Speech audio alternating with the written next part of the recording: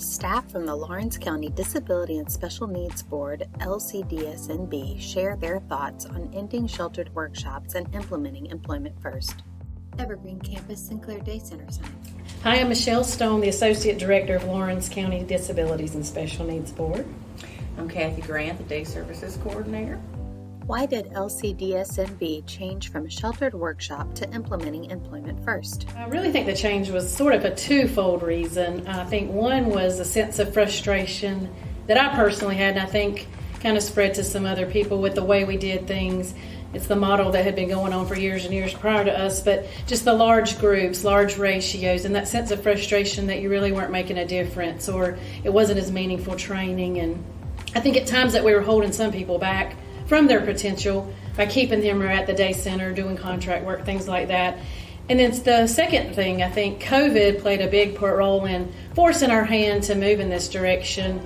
You know, once we closed down, it caused us to take a step back and look at things. And I remember as we started talking about how should we reopen and what would that look like, I knew I didn't want to go back to the old model. How did Employment First factor into the changes that you've made? I think, I always had the dream or the vision that I think if they had the desire, the wish to be employed, that we should focus on that. And I love to see them out in the community. And like I said, I felt like at times we were holding some of them back. So I remember that, we'd have a group. That last little contract we had was one we had here, 4 guys. And I remember they would always be huddled in that one table together. And I knew they could do so much more. And now I look at where they are once we stopped all that. And one's at the county council or the county administration offices, one's at a transmission plant, one is at a local hardware store, and one's at the sheriff's department. How now they're part of 4 different places in their community that they're being embraced by, whereas before I had them sheltered away, so to speak, and I just always feel like it's holding them back. So I love the Employment First concept because I look at how much we've opened their lives up to the opportunities and things like that. So. What barriers did CDSNB have to overcome to be successful?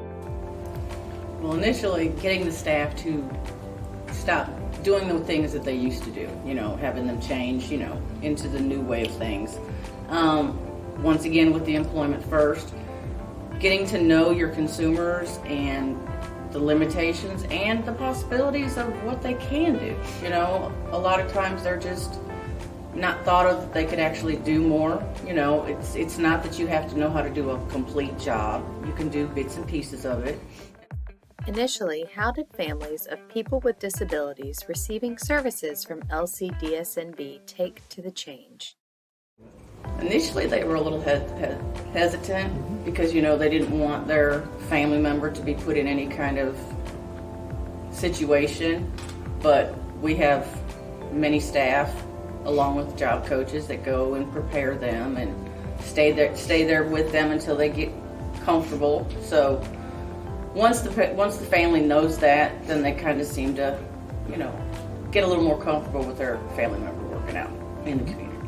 If you could go back in time and start the transition again, would you? What advice do you have to offer those seeking to change?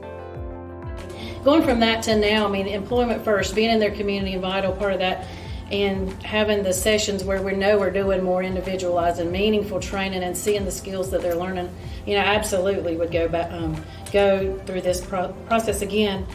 I think as far as what I would advise, I think one thing as far as employment, making sure, developing that relationship with your employers. There's such a benefit on having that relationship with us, the job coaches. There's that sense of comfort of knowing, if there's problems, we can come in and retrain and coach and help protect that placement there. They're not in it by themselves, and once we place somebody, we're still going to be there to guide and to help and be a partner with them. I think one thing we found when we, somebody might say they want to work, but they may not know exactly what they want to do, and I think part of that's we've, in a sense, held them back. They don't know exactly what is even out there. So the more we can expose them to different opportunities in the community of what's out there, I think that helps and is better for them. Evergreen Campus Sinclair Day Center sign.